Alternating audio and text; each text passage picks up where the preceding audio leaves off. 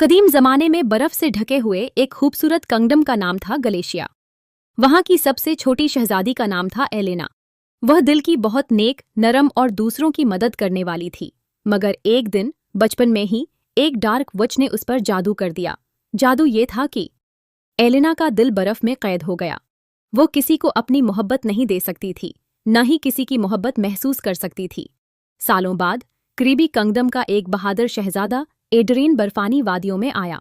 उसने सुना था कि गलेशिया की शहजादी नहायत हसीन है, मगर वो कभी मुस्कुराती नहीं।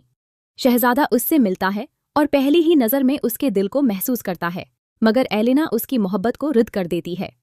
एड्रीन को एक पुरानी जादुई किताब से पता चलता है कि अगर कोई शख्स अपनी जान खतरे में डालकर एलेना के लिए कुर्बानी दे तो उसका बर्फानी दिल पिघल सकता है।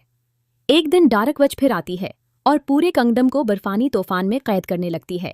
शहजादा एड्रीन अपनी तलवार लेकर विच से लड़ता है। वह जानता था कि अगर उसने अपनी आखिरी सांस तक एलेना को बचाने की कोशिश की तो उसका जादू टूट जाएगा। शदीद लड़ाई के दौरान शहजादा जख्मी हो जाता है। एलेना के सामने पहली बार उसके दिल में एक दर्दनाक एहसास जागता है। इसकी आंखों से गर्म आंसू बहकर बर्फ को तोड़ देते हैं। एलेना का दिल बर्फ से आज़ाद हो जाता है।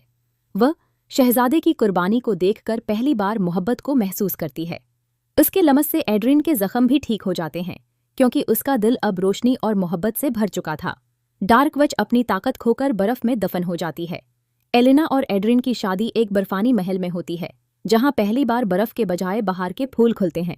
और यूं शहजादी एलेना, जो कभी मोहब्बत महसूस नहीं कर सकती थी, हमेशा के लिए अपने शहजादे के साथ खुशी खुशी रहने लगती है।